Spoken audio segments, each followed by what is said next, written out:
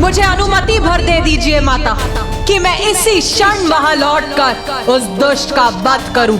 देवी कालरात्रि, शांत रहिए, स्वयं पर संयम रखिए।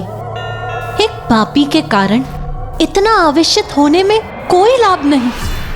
काल चक्र की नियंत्रक हैं आप, तो आपको तो यह भली भांति ज्ञात होना चाहिए कि यदि वो दुष्ट पापी कुपथ त्याग कर सुपथ पर नहीं आया तो शीघ्र उसका अंत सर्वथा निश्चित है। उचित है माता, यदि आप उसे कुछ और श्वासों का अवकाश देना चाहती हैं, तो वो आपका निर्णय है माता, किंतु मेरा मत स्पष्ट है। यदि आप उसे एक पल का भी जीवन और प्रदान करेंगी तो आप बहुत बड़ी भूल करेंगी माता, बहुत बड़ी भूल।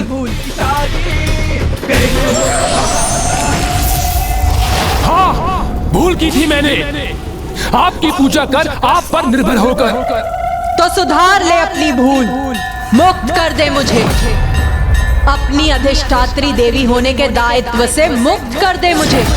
क्यों बार बार तामसिक पूजा के बल से मेरा ही आवाहन कर मुझसे सहायता की भिक्षा मांगता है? साम दाम दंड भेद सबका प्रयोग उचित है माता, विजय प्राप्ति के लिए।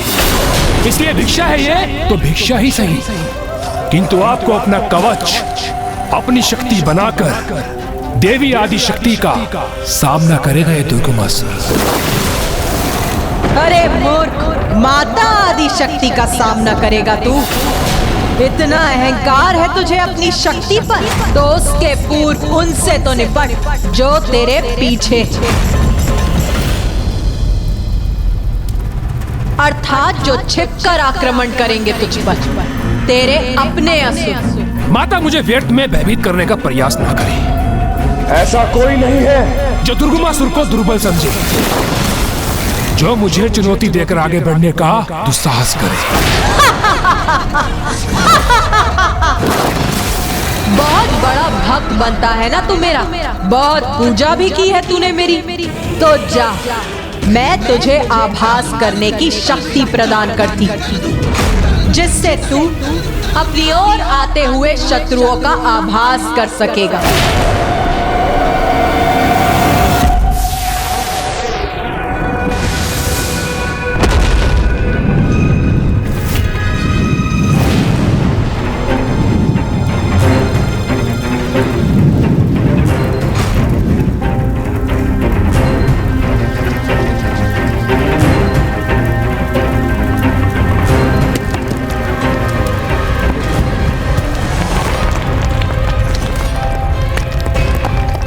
अरे ये क्या, सदा अपने स्थान पर स्थिर रहने वाला ये पर्वत अचानक गतिशील कैसे हो गया? दुर्बल अशक्त दुर्गमासुर, असुर राज का सिंहासन अब शोभा नहीं देता तुझे, क्योंकि तू उसके योग्य नहीं रहा। असुरों के सिंहासन पर अब यदि किसी का अधिकार है तो मेरा है। अरुणासुर का अधिकार है उस पर। अरुणासुर?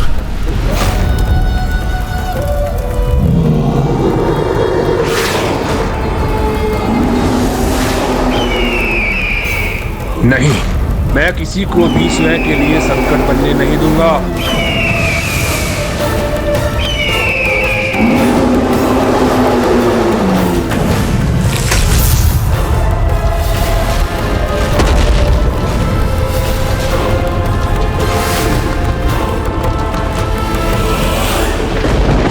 क्या हुआ पुत्र गणेश, कोई चिंता सता रही है तुम्हें?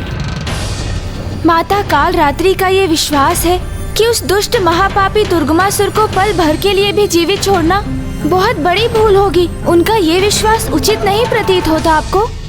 पुत्र गणेश, देवी कालरात्रि का विश्वास उनके स्थान पर उचित है, किंतु दुर्गमासुर जैसे महापापियों के पापों का भार उसके साथ अन्य महापापियों के विनाश का द्वार भी खोलेगा।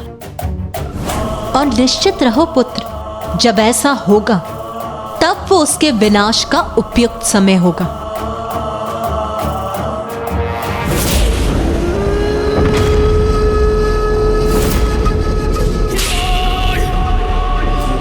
पाषाणकाय! पाषाणकाय!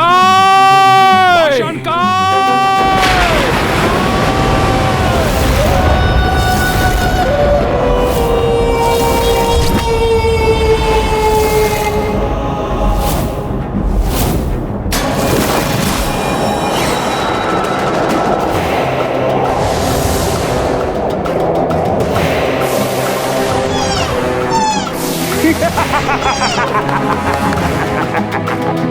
पाषाणकाय! पाषाणकाय!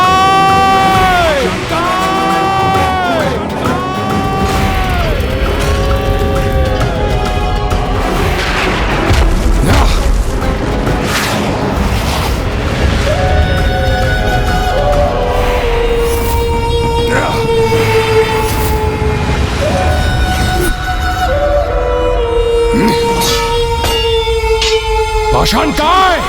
ये कैसा दुस्साहस है तुम्हारा? क्या इस प्रकार प्रस्तुत होते हैं अपने महाराज के समक्ष? मैं महाराज हूं तुम्हारा, उचित सम्मान दो मुझे। और ध्यान से सुनो, मैंने तुम्हें यहाँ हाथ प्रयास के लिए नहीं बुलाया, अभी तो एक महत्वपूर्ण कार्य के लिए बुलाया है।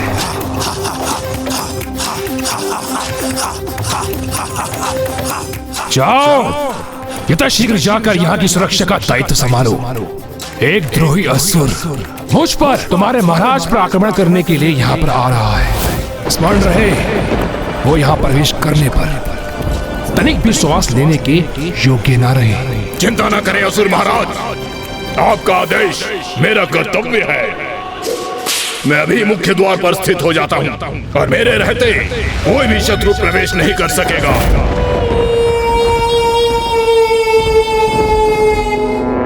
रुको, उचित है, किंतु सावधान रहना, वो कोई साधारण असुर नहीं है। स्वयं को अन्य की दृष्टि से छुपाने के लिए वो अपना रंग रूप आकार परिवर्तित करता है और उन्हें अपने वातावरण के अनुरूप ढालकर उसमें ऐसा घुल जाता है कि कोई भी उसे देख नहीं सकता। इसलिए सचेत रहना, कहीं वो तुम्हारी दृष्टि से ओझल ना हो जाए। यदि उसने ऐसा साहस किया तो मैं उसका अंत करूंगा।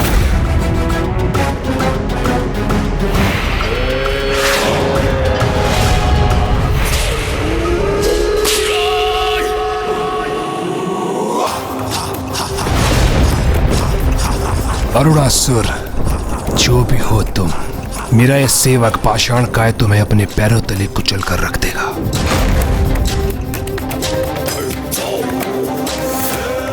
देखा माता, मैंने कितनी सरलता से भीतरी शत्रु को कुचलने का मार्ग ढूंढ लिया। आप देखना, मैं आदिशक्ति माता को पराजित करने का मार्ग भी अवश्य ढूंढ लूंगा।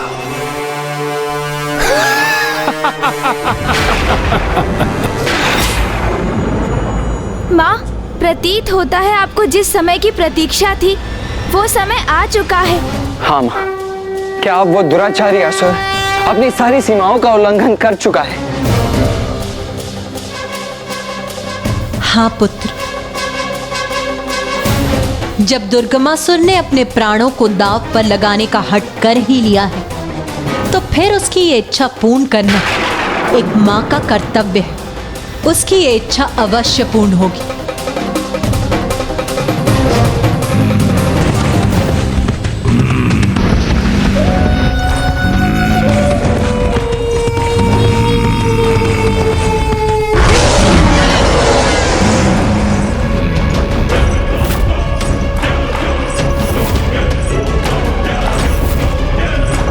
शत्रु जो कोई भी हो, जो दिखाई दे अथवा नहीं, किंतु अंदर तो तभी जा सकेगा जब वो मुझे डिगा सकेगा।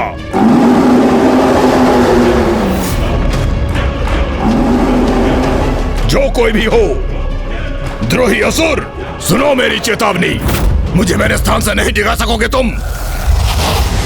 कहता था मुझे अपने स्थान से कोई नहीं डिगा सकता, लो डिगा ही नहीं दिया, अपितु अपने उदर में भी समाहित कर लिया तुम्हें। दुर्गमासुर, आ रहा हूँ मैं अपने सिंहासन पर स्थित होने, जिसका मैं ही अब एकमात्र अधिकारी हूँ। मेरे चारों ओर चमकीले आवरण होने का ये कैसा आभास हो रहा है मुझे।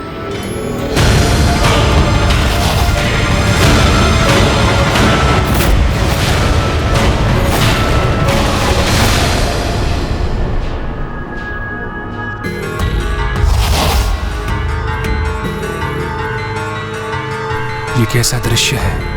ये सत्य है अथवा मेरा भ्रम?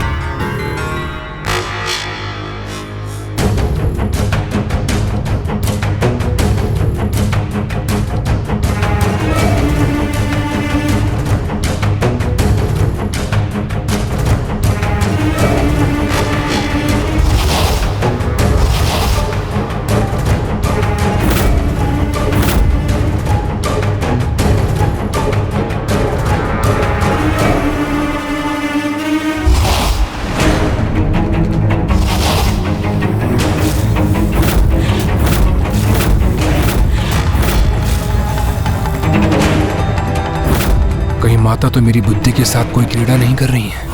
ये दृश्य उनके द्वारा उत्पन्न भ्रम है अथवा वास्तव में ऐसा घटित हो रहा है? नहीं नहीं, कोई चिंता का कारण नहीं है। ये दृश्य कदापि सत्य नहीं हो सकते, क्योंकि पाषाण काय के होते हुए मेरे भवन में कोई प्रवेश कर ही नहीं सकता।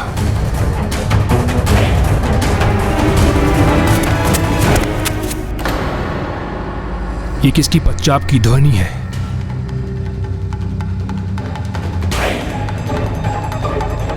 क्या वो यहां तक पहुंच चुका है?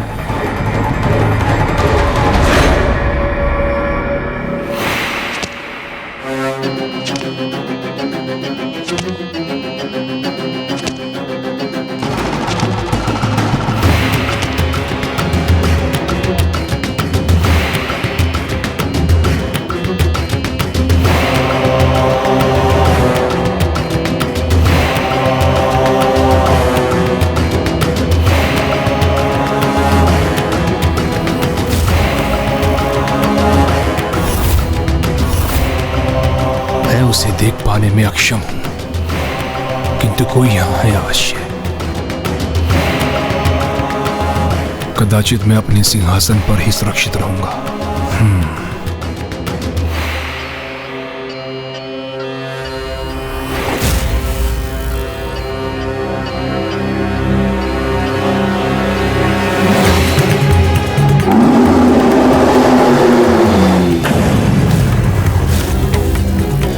किसके श्वास लेने की ध्वनि सुनी है मैंने? यदि यहाँ कोई है तो फिर मुझे दृष्टिगोचर क्यों नहीं हो रहा है? कहीं मेरा कपोल कल्पित भय सत्य तो नहीं होने जा रहा?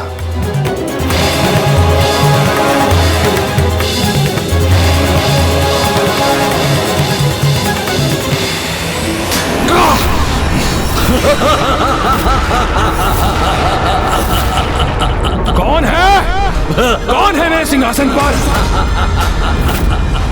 सिंहासन का योग्य अधिकारी अरुणासुर, अरुणासुर, नवीन असुर सम्राट अरुणासुर।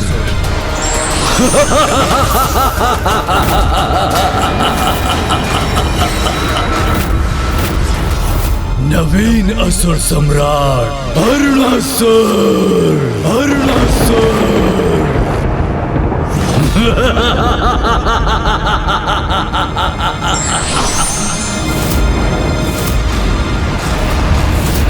दुर्गमासुर, खड़क उठाने का कोई लाभ नहीं, क्योंकि खड़क के बल पर आई हुई सत्ता खड़क की धार मंद पड़ने पर मिट जाती है।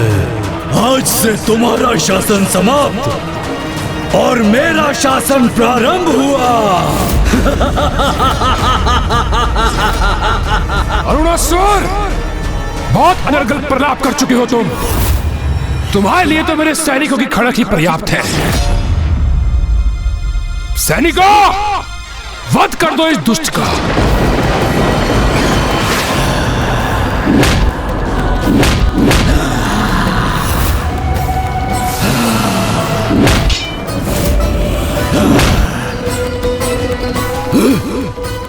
व्यर्थ का श्रम कर रहे हो मूर्ख।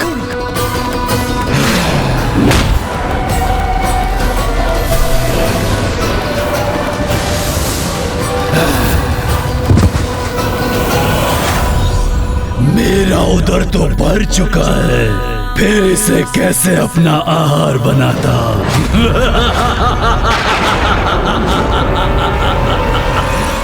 क्या हुआ दुर्गमासुर? ऐसे स्तब्ध खड़े होकर मुझे क्यों देख रहे हो? अपनी सत्ता पलटते देखकर स्वयं के नेत्रों पर विश्वास नहीं हो रहा है क्या? क्षमा नहीं करूंगा तुम्हें, तुम्हारी इस उदंडता का दंड दूंगा तुम्हें। पाषाण का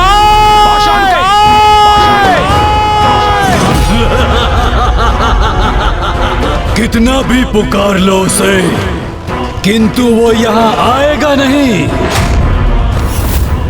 मैं महाराज हूं उसका, मेरे आदेश का पालन अवश्य करेगा। उचित कहा तुमने, वो तो उसका प्रयास कर रहा है किंतु सफल नहीं होगा, क्योंकि जो एक बार मेरे उदर में समाहित हो गया वो कभी मुक्त नहीं होता।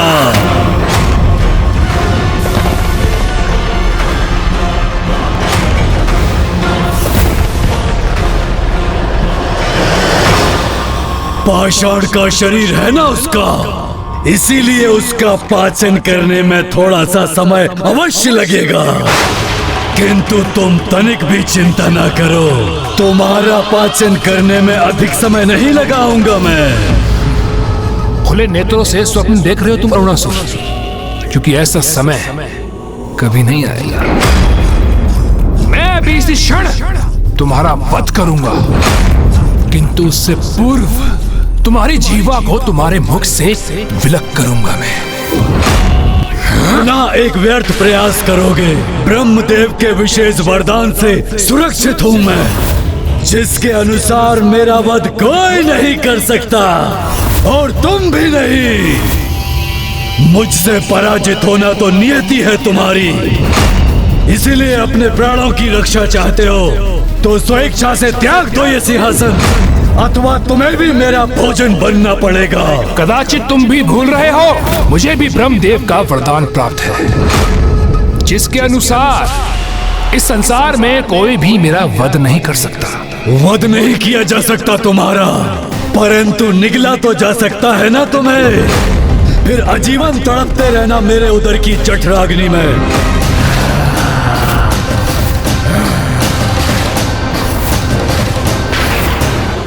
मैंने दुर्गमासुर को सुधरने के अनेकों अवसर प्रदान किए, किंतु अब वो अपने सभी अवसर गवा चुका है। युद्ध चाहता है ना वो, तो अब युद्ध ही होगा।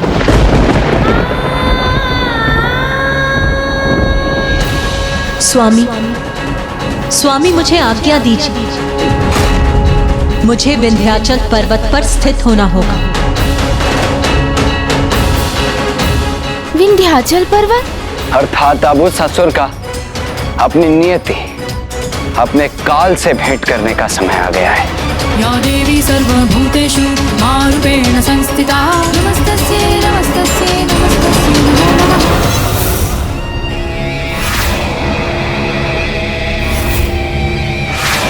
ये क्या, इससे तो मैं आजीवन इसका बंधक बनकर रह जाऊंगा, सब व्यर्थ हो जाएगा मेरा अब तक का परिश्रम। मुझे इससे निवारण का उपाय ढूंढना होगा, वो भी अति शीघ्र।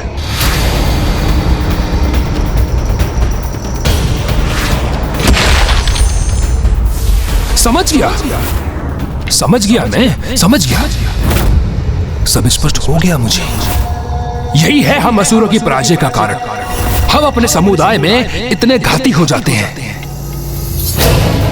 बहुत दुख की बात है, बहुत दुख की बात है। तनिक भी एकता नहीं है असुरों में, और इसी कारण हम असुरों की सत्ता कभी स्थायी नहीं रह सकती। क्योंकि आज तुम मुझसे मेरा सिंहासन छीनोगे और कल को वो तुमसे तुम्हारा सिंहासन छीन लेगी।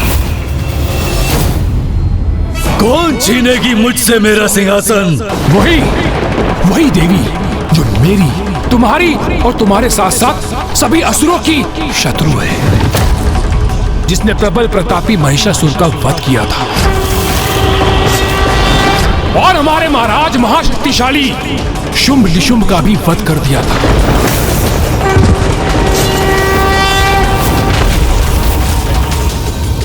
वही देवी जिसको ये सारा संसार आदिशक्ति के नाम से पुकारता है। देवी आदिशक्ति, मेरा सिंहासन चाहते हो ना तुम, अवश्य ले लेना, किंतु उससे पूर्व स्वयं को मुझसे अधिक बलशाली और योग्य प्रमाणित करो। साहस है तो जाओ, सर्वप्रथम जाकर विंध्याचल वासिनी देवी को पराजित करो। कहो, है तुम में इतना सामर्थ्य? है तुम में सिंहासन पर स्थापित होने की क्षमता? कहो अनासुर, कहो। हाँ, मुझ में है वो बल, वो क्षमता, जिससे मैं देवी आदिशक्ति के अस्तित्व को ही नष्ट कर दूंगा और फिर मैं तुम्हें अपना दास बनाकर असुर सम्राट के पद पर स्थापित होऊंगा। मैं इसे कहते एक बाण से दो लक्ष्य साध लेना। अब आदिशक्ति और अनासुर के मध्य भीषण युद्ध का परिणाम होगा। अब अंत जिसका भी हो, आनंद तो मैं ही में आऊंगा। कहो, यह स्वीकार है तुम्हें?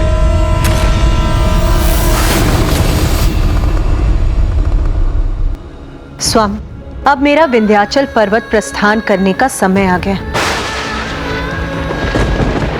क्योंकि अब पुनः एक बार देवताओं और असुरों का महासंग्राम होने वाला। अभी घटित होने वाली सभी घटनाएं उसी की पूर्व सूचना दे रही।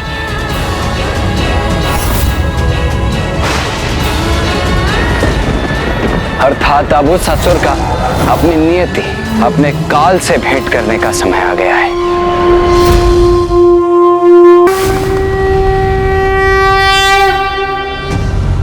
स्वामी, मुझे अनुमति दीजिए। अब मेरा विंध्याचल पर्वत प्रस्थान करने का समय आ गया, क्योंकि अब पुनः एक बार देवताओं और असुरों का महासंग्राम होने वाला है।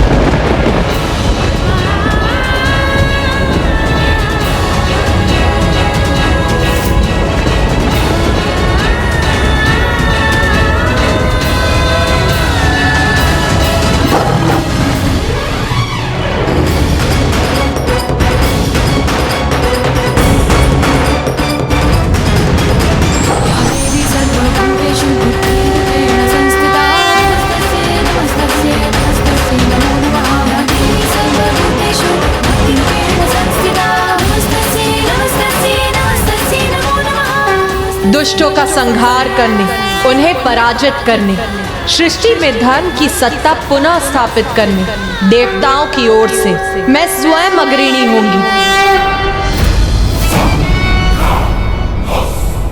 सर्वप्रथम देवताओं को पराजित कर उनके लोगों को अपने अधीन करूंगा, जिसके परिणाम स्वरूप देवी आदिशक्ति स्वयं यहाँ आकर मुझसे युद्ध करने के लिए विवश हो जाएंगी।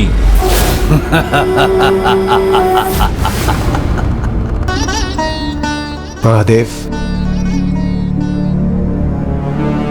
अब हमें भी अनुमति दीजिए।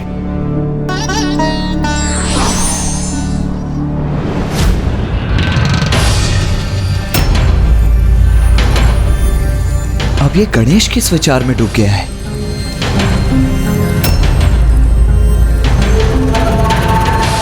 पुत्र गणेश,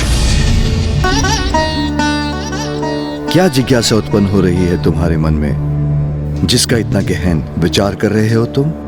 पिताश्री, माता दुष्टों के संहार के पूर्व सदैव विंध्याचल पर्वत पर क्यों स्थित रहती है? हाँ पिताश्री, महिषासुर और शुंभ निशुंभ जैसे पापियों के अंत के लिए भी मां वहीं तो गई थी। पुत्र कार्तिकेय, संपूर्ण सृष्टि में सर्वाधिक दिव्य स्थान है विंध्याचल पर्वत। क्योंकि वहीं सृष्टि के आरंभ में देवी आदिशक्ति ने सर्वप्रथम स्वयं को प्रकट किया था। दुर्गा क्षमा शिवा धात्री स्वाहा स्वधा नमोस्तुते।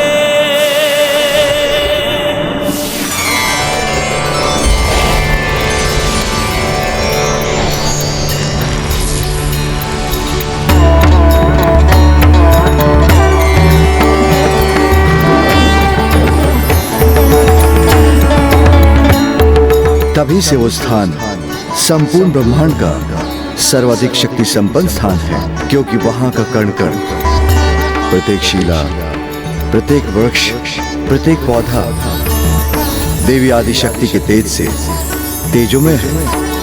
प्रकृति अपने संपूर्ण विस्तार में समूचे विंध्याचल को भांति भांति की संपदाओं से समृद्ध करती है। स्वयं को विंध्याचल पर प्रकट करने के उपरांत देवी आदिशक्ति ने हम त्रिदेवों को भी प्रकट किया, जिसके उपरांत ही अन्य लोकों की रचना हुई और सृष्टि में सर्वत्र जीवन का संचार संभव हुआ।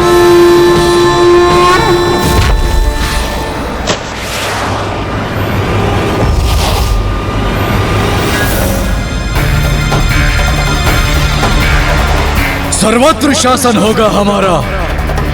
स्वर्ग लोक, सूर्य लोक, वरुण लोक एवं अन्य सभी देवलोक पर अपना अधिकार स्थापित करेंगे हम।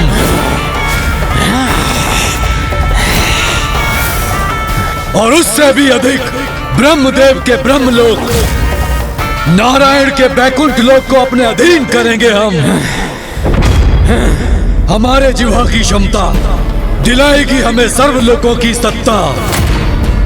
निगल लेंगे मक्षिकाओं के समान उन देवताओं को हम, भोज करेंगे उनका। और इस महाभोज के लिए अभी से आगे बढ़ेंगे हम।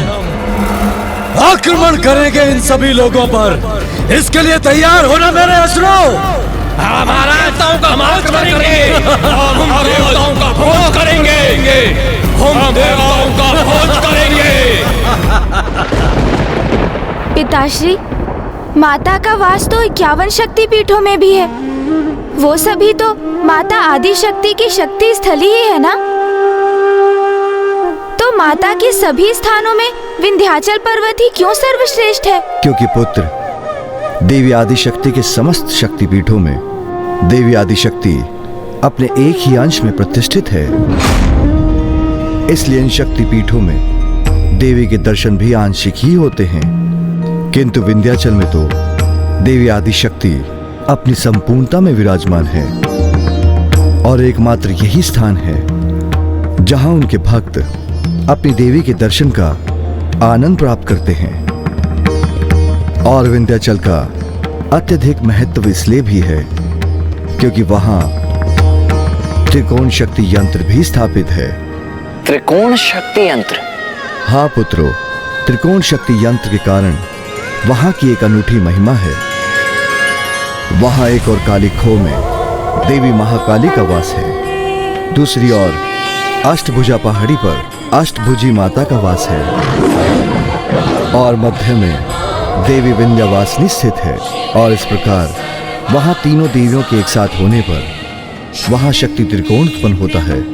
इसीलिए स्थान त्रिकोण तपस्थली के नाम से भी विख्यात है, क्योंकि यहाँ जो भी तप करता है उसे शक्ति त्रिकोण की दिव्यता के कारण अपने तप का फल तत्काल प्राप्त होता है। मैं समझ गया पिताश्री। माँ वहाँ अपनी पूर्णता में प्रकट होती हैं, इसीलिए वो सदैव दुष्ट दलन की यात्रा वहीं से आरंभ करती हैं। हमें विंध्याचल पर्वत की दिव्यता से परिचित कराने के लिए आपका कोटि कोटि धन्यवाद पिताश्री। और पुत्र, जब वहां सशरीर उनका निवास होता है तो उनके तेज से वहां का प्रत्येक कण अद्भुत तेज से भर जाता है। और आज तो वहां देवी आदिशक्ति की प्रातः सभा का भी आयोजन होगा। सभा? देवी अर्थात माता की प्रातः सभा? क्या हमें भी उस सभा में उपस्थित रहने का सौभाग्य प्राप्त हो सकता है पिताश्री?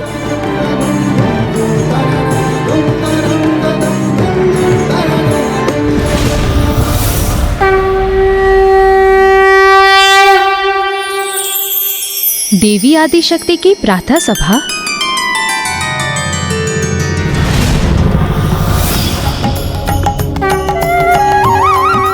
देवी लक्ष्मी, देवी की सभा का आयोजन है आज, इसलिए हमें भी विंध्याचल प्रस्थान करना चाहिए।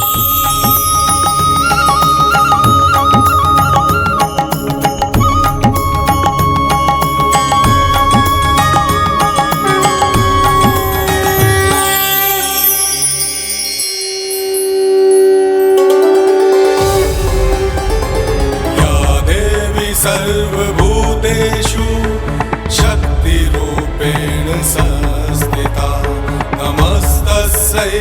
नमस्तस्यै नमस्तस्यै नमो नमः। कितना अद्भुत और मन भावन दृश्य है ये। इतने दिव्य और महान ऋषियों के द्वारा माता के मंत्रों का उच्चारण इस हृदय को शीतल कर रहा है। माता के स्थान में प्रवेश करने के पूर्व ही हमें अपार आनंद का अनुभव हो रहा है, तो वहाँ प्रवेश करने पर आनंद की चरम की अनुभूति अवश्य होगी।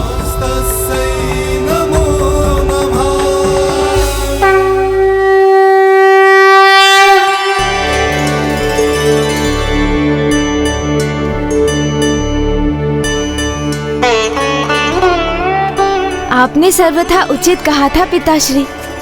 माता का विंध्याचल पर्वत माता के तेज के प्रभाव से जगमगा रहा है।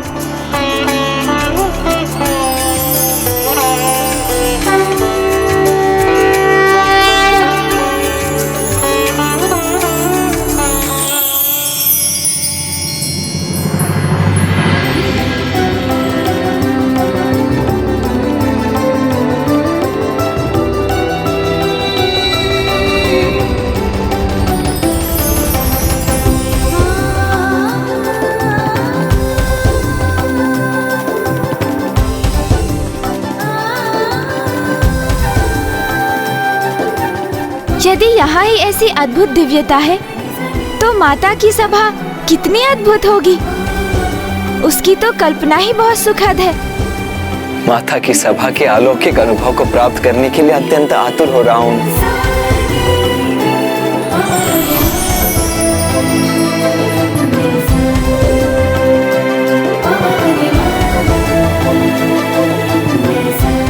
देवी की दिव्य प्रातः सभा है आज। अनुपम भव्यता होगी इस सभा की। इसीलिए देवी की सभा में सम्मिलित होने के लिए हम सभी लालायित हैं।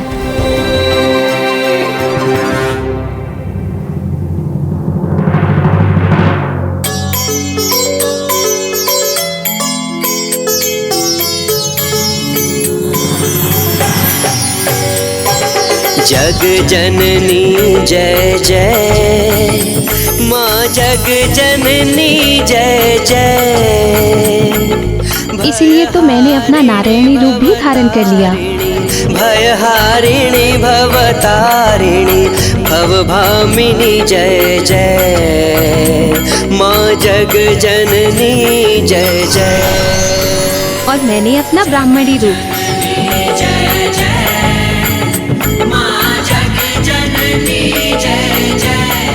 महादेव, अब आप भी महेश्वरी रूप धारण कीजिए, क्योंकि देवी की सभा में सम्मिलित होना है ना हमें।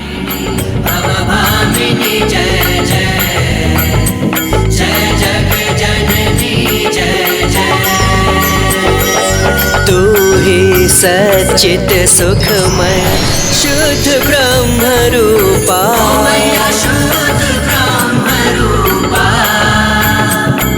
सत्य सनातन। आप तीनों ने अचानक अपना ये नारी रूप क्यों धारण कर लिया? भैया, ये तो आपको भी करना ही होगा, अन्यथा वहाँ आपका प्रवेश वर्जित होगा। आदि अनादि। किंतु ऐसा क्यों गणेश? क्योंकि यहाँ माता के आंगन में प्रवेश कर माँ के निकट पहुँचने के लिए अपने भीतर के नारी तत्व को उजागर करना अनिवार्य है, क्योंकि माता की सभा में स्त्रियों को ही प्रवेश करने की अनुमति है। नारी तत्व को उजागर करना? भैया, आपको ज्ञात है ना कि प्रत्येक पुरुष में नारी तत्व भी होता है। विस्मृत कर गए? शुंभ निशुंभ के साथ युद्ध करते समय भी तो हमने अपने भीतर के नारी रूप को उजागर किया था, तो अब उसे धारण कीजिए। करता विधि भरता, तो उसे उजागर कीजिए। कुमार से कुमारी रूप धारण कीजिए, जैसे मैंने विनायक से विनायकी रूप धारण किया है। जय जग जननी जय जय।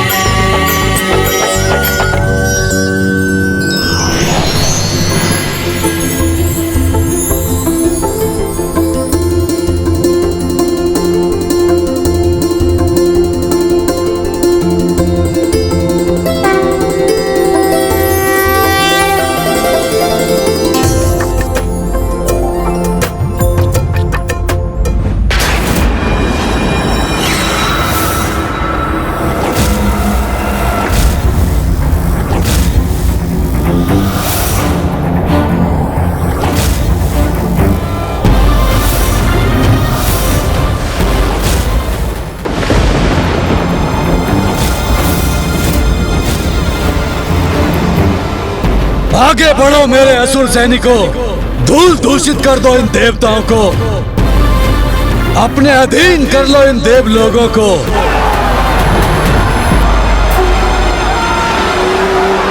रुक जाओ दुष्ट असुर, आगे बढ़ने का दुस्साहस भी मत करना।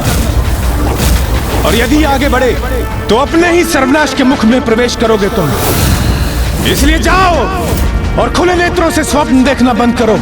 तुम और तुम्हारी ये छिपकली सेना कोई क्षति नहीं पहुंचा सकती देवलोकों को। इसलिए अभी लौट जाओ, अन्यथा मैं अपनी वायु शक्ति से तुम्हें रोकने पर विवश हो जाऊंगा। ओहो, वायुदेव, तो तुम रोकना चाहते हो हमें?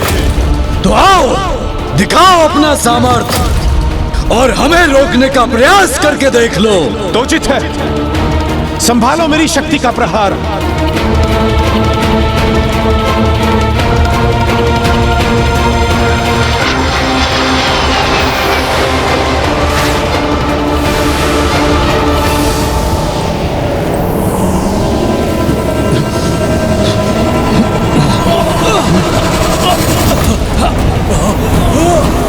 मेरा वायु प्रवाह तुम्हें आगे नहीं बढ़ने देगा।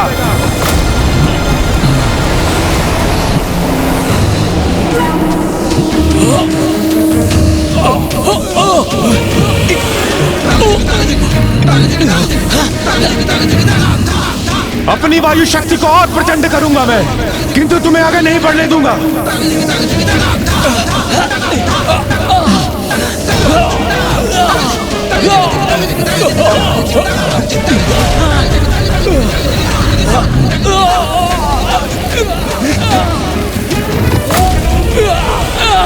क्या हुआ वायुदेव? मुझे रोकने में असमर्थ हो गए हो तुम?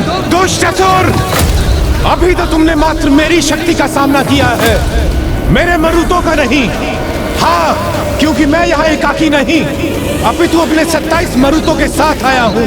वो मरुत जो मेरी सबसे प्रबल और सहायक शक्तियाँ हैं। इसलिए अत्यधिक उतावले होने की कोई आवश्यकता नहीं है तुम्हें।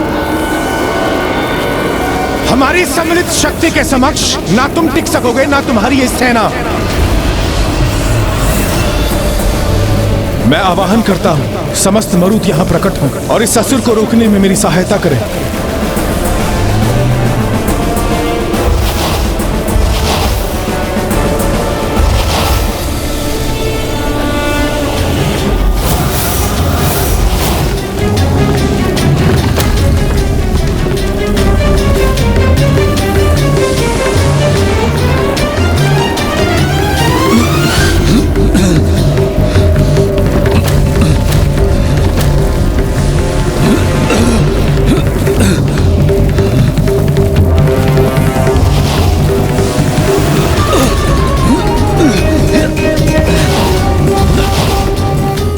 असुर, देखा, रोक दिया ना मैंने तुम्हें। वायुदेव, तुम्हारी जीवा के समान अनर्गल प्रलाप नहीं करती मेरी जीवा, प्रचंड वार करती है।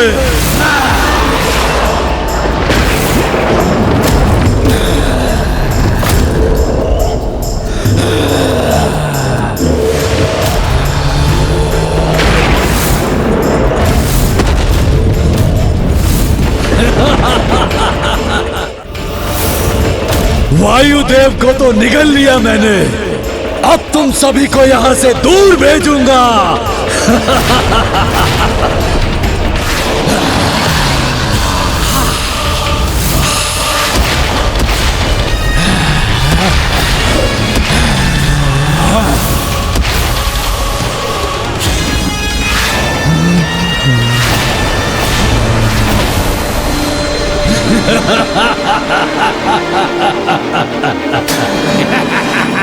अरे वायु से किसी का उदर कहां भरता है, तो किसकी प्रतीक्षा कर रहे हो तुम सब? चलो अग्निलोक पर आक्रमण करो, वहां अग्निदेव के साथ उनकी ऊष्म अग्नि को हम भोजन आहार बनाएंगे हम।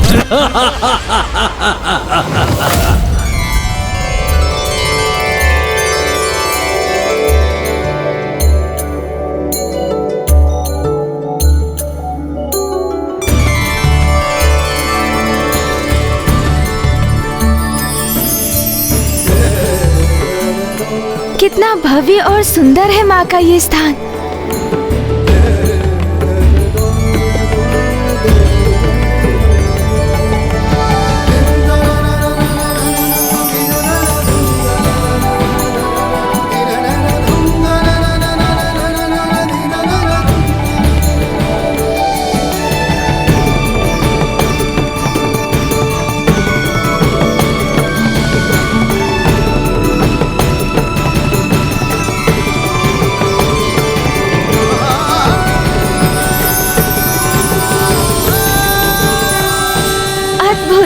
अति सुंदर।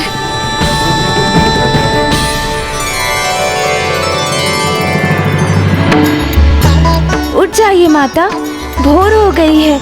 संसार को इस समय आपकी आवश्यकता है। कृपा करके उठ जाइए ना माता।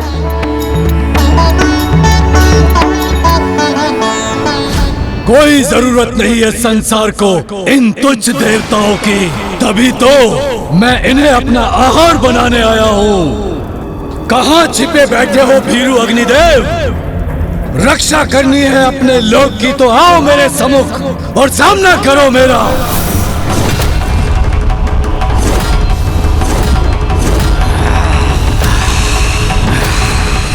अग्नि लोक में पहुंचने की उद्दंडता कैसे की तुमने? अवश्य उसका दंड दूंगा मैं तुम्हें। अभी भस्म करूंगा तुम्हें।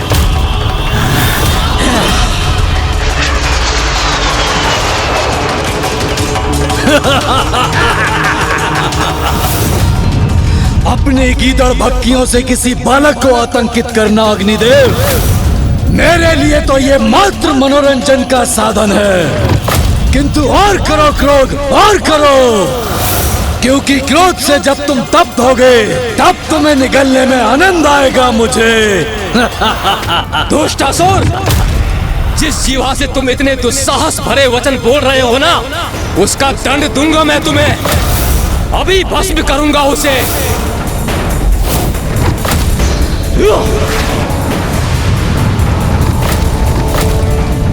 अग्निदेव, मेरी जीवा की शक्ति का भान अभी होगा तुम्हें।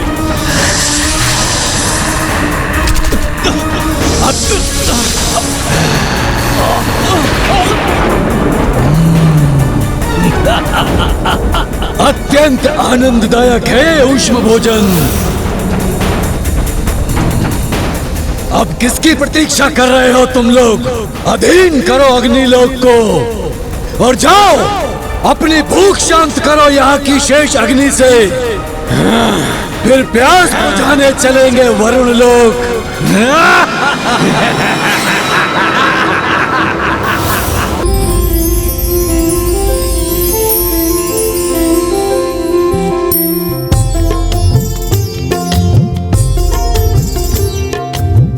अद्भुत, अति सुंदर।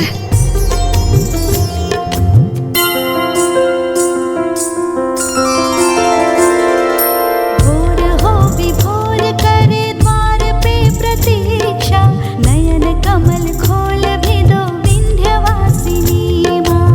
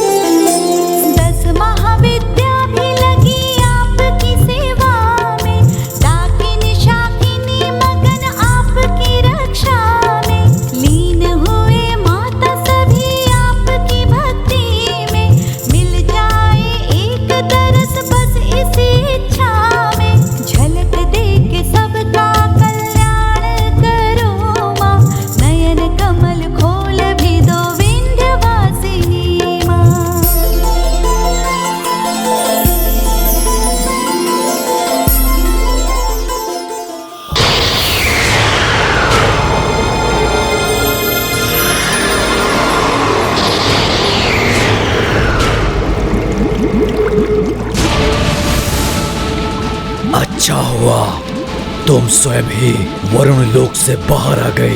अब से यहाँ अरुणासुर का अधिकार है।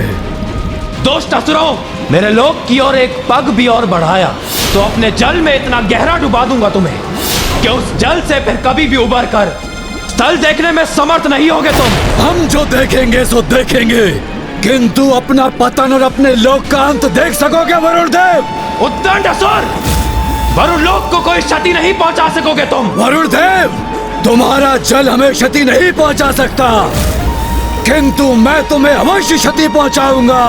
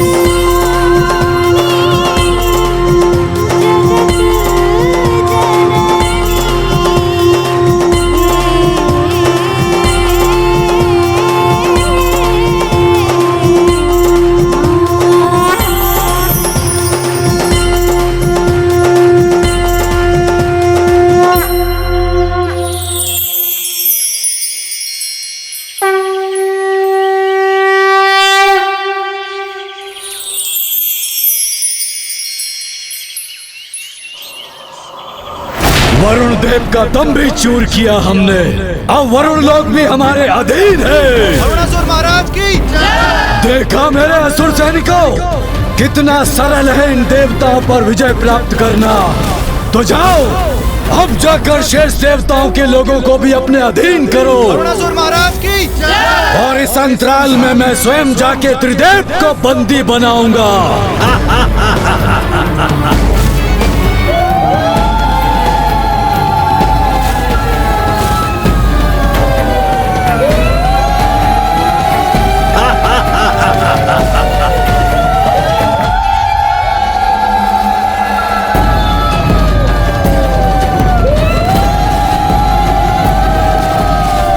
ये कैसी ध्वनि है? जो भी है ये, उससे मुझे क्या?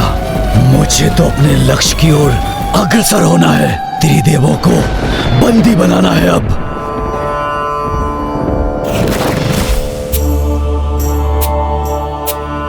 ओम द्यौ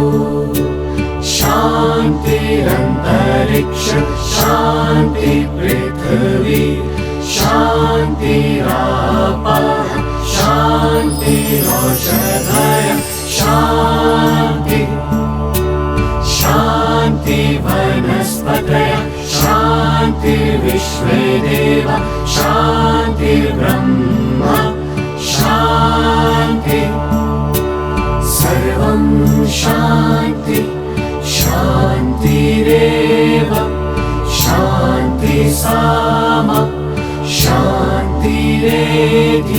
क्या हुआ गणेश? माता की सभा में आकर चिंता क्यों कर रहे हो? माँ ध्यान रखिएगा कि आपके दो नख एक दूसरे का स्पर्श ना करें, अन्यथा समय के पूर्व ही प्रभु महाविष्णु अपने दशावतार धारण करने के लिए विवश हो जाएंगे।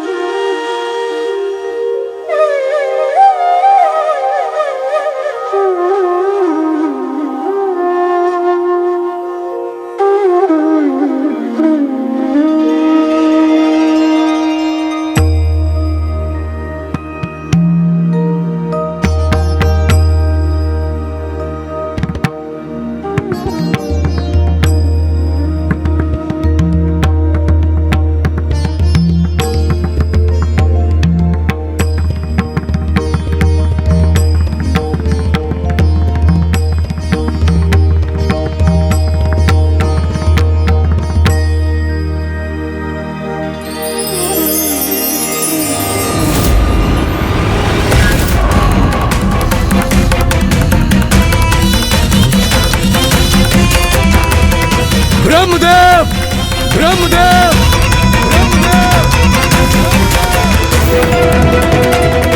ये कमल पुष्प यहाँ से उठकर वहाँ उस दिशा में क्यों जा रहे हैं? ओह, समझा। ब्रह्मदेव को मेरे आगमन का आभास हो चुका है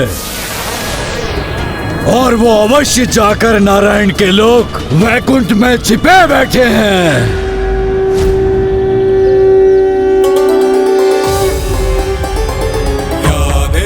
सर्वभूतेषु शक्तिरूपेण संस्थिता नमस्तस्यै नमस्तस्यै नमस्तस्यै नमो नमः। माता आदि शक्ति की माता आदि शक्ति की माता आदि शक्ति की माता आदि शक्ति की माता आदि शक्ति की माता आदि शक्ति की माता आदि शक्ति की माता आदि शक्ति की माता आदि शक्ति की माता आदि शक्ति की माता आदि शक्ति की माता आदि शक्ति की माता आदि शक्ति की माता आदि शक्ति की माता आदि शक्ति की माता आदि शक्ति की।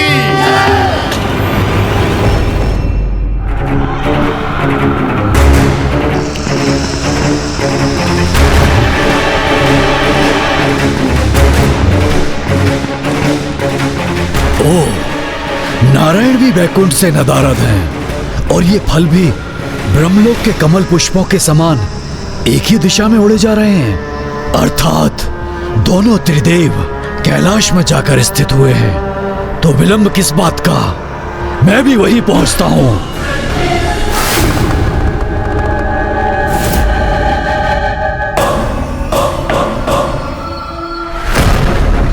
कैलाश भी महादेव से रिक्त है।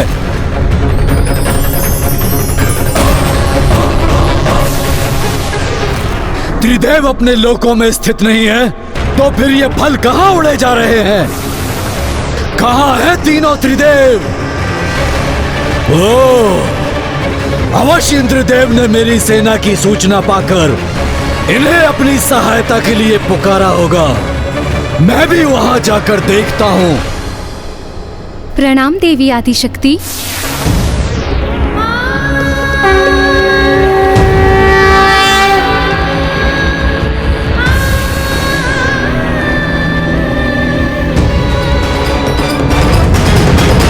या देवी सर्वभूतेषु बुद्धिरूपेण संस्थिता नमस्तस्यै नमस्तस्यै नमस्तस्यै नमो नमः। या देवी सर्वभूतेषु बुद्धिरूपेण देवी।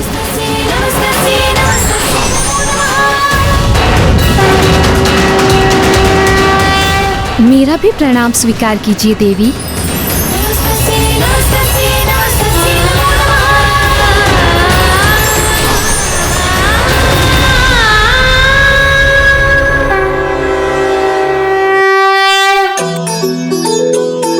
माता की महिमा का क्या बखान करूं, क्योंकि 10 उपाध्यायों में से उच्च स्थान होता है एक आचार्य का, और 100 आचार्यों से अधिक उत्तम स्थान है एक पिता का। किंतु माता तो 100 पिताओं से भी उच्च स्थान पर स्थित होती हैं, क्योंकि माता अपनी संतान को अपने गर्भ में धारण कर प्रसव की गहन पीड़ा को सहकर जीवन उत्पन्न करती हैं। और माता आदि शक्ति, आप तो स्वयं जगत जननी है माँ। आप से ही सृष्टि है, और सृष्टि में वास करने वाली 84 लाख योनियों का अस्तित्व भी आपसे ही है माँ। संसार में ध्यान, योग, तप, कला, साहित्य, संगीत, नृत्य आदि सभी आपसे ही तो है। इसलिए आपको हम सभी का कोटि कोटि नमन माता। जग जननी जय जय, तू ही स्नेह सुधामयी, तू अति गरल मना। मैया तू अति गरल मना। रत्न विभूषित तू ही, रत्न विभूषित तू ही अस्थित ना। जग जननी जय जय।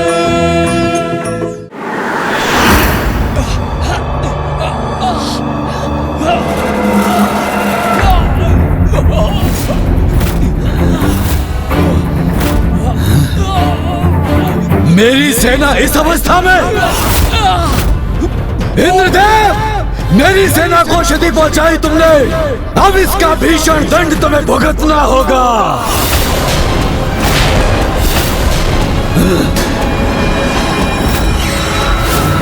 ए मूर्ख, यहाँ आकर अपने दुस्साहस का प्रदर्शन किया तो तुम्हारी भी वही दुर्दशा होगी जो तुम्हारी असुर सेना की हुई है। तुम्हारी भलाई इसी में है कि तुम देवताओं को मुक्त कर यहाँ से शांति पूर्वक प्रस्थान कर जाओ।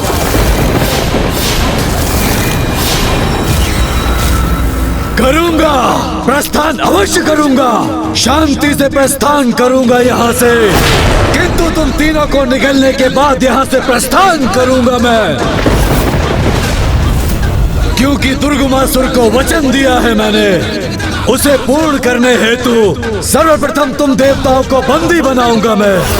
फिर वो त्रिदेव जो मेरे भाई से भाग खड़े हुए, उन्हें भी बंदी बनाऊंगा मैं। फिर उस देवी आदि शक्ति को भी अवश्य पराजित करूंगा मैं।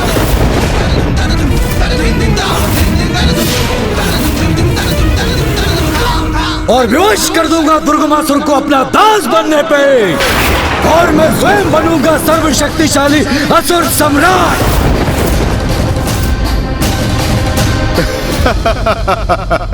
मूर्खता मत करो अरुणासुर, तुम हमसे लड़ोगे, त्रिदेव से लड़ोगे और स्वयं माता से युद्ध करोगे। क्यों अपने सर्वनाश को आमंत्रण दे रहे हो? दुर्गमासुर के छलपूर्ण वचनों से प्रेरित हो अपने जीवन को संकट में मत डालो। तुम वचनों में तो मैं तुम्हारे नहीं आऊंगा, एक एक करके आहार बनाऊंगा मैं तुम सबका।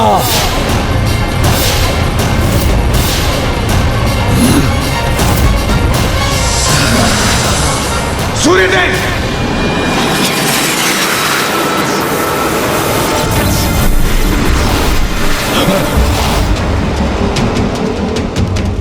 स्मरण है ना तुम्हें? मैंने क्या कहा था? तुम्हारी भी वही दुर्दशा होगी जो तुम्हारी सेना की हुई है। हमें बंदी बनाओगे, हमें ले जाओगे यहां से। इसकी कल्पना भी कैसे कर ली तुमने?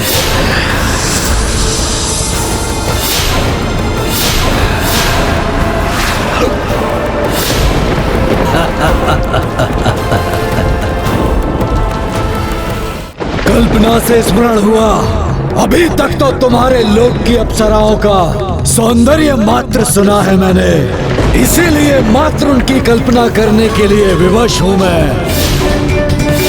किंतु आज उनके सौंदर्य का प्रत्यक्ष दर्शन करूंगा मैं। और सुना है बहुत सुंदर है तुम्हारी पत्नी देवी सची। आज उनके सौंदर्य को भी निहारूंगा मैं। तुम देवताओं को अपने उदर में बंदी बनाकर ले जाऊंगा मैं, किंतु उन्हें ये कष्ट कदापि नहीं दूंगा। उनका हरण कर, उनको अपनी भुजाओं में हरण कर अपने भवन ले जाऊंगा। ए दुष्ट, अपने शब्दों पर नियंत्रण रख।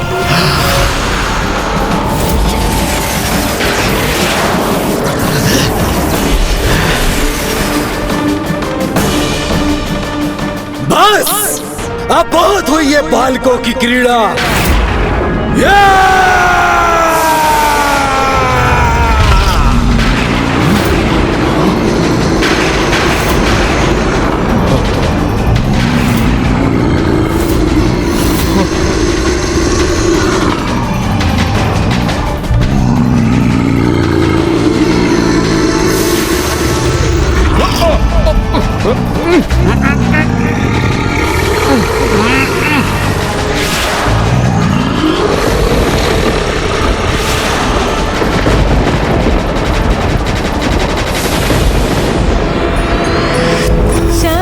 शक्ति धर तू ही नित्य अभेदमयी, मैया नित्य अभेदमयी। भेद प्रदर्शिनी वाणी, भेद प्रदर्शिनी वाणी, विमले वेद त्रयी।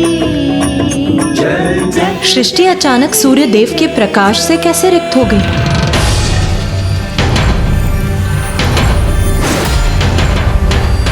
पूर्व से आने वाली सूर्य देव की किरणें अचानक कहाँ लुप्त हो गई? कहा था ना मैंने, अपने उदर में भरूंगा तुम देवताओं को और हरण करूंगा तुम्हारी स्त्रियों को।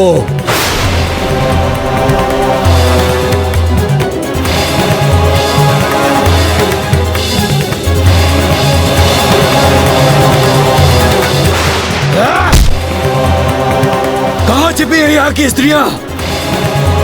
कहाँ है?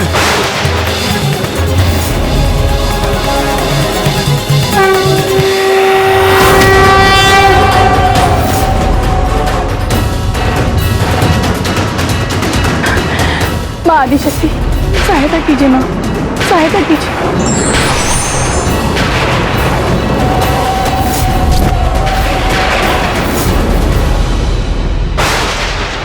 जिस प्रकार भ्रम के कारण एक हाथी को कभी चींटी की शक्ति का आभास नहीं होता, उसी प्रकार एक अति बलिष्ठ मूर्ख व्यक्ति को भी कभी नारी की वास्तविक शक्ति की पहचान नहीं होती।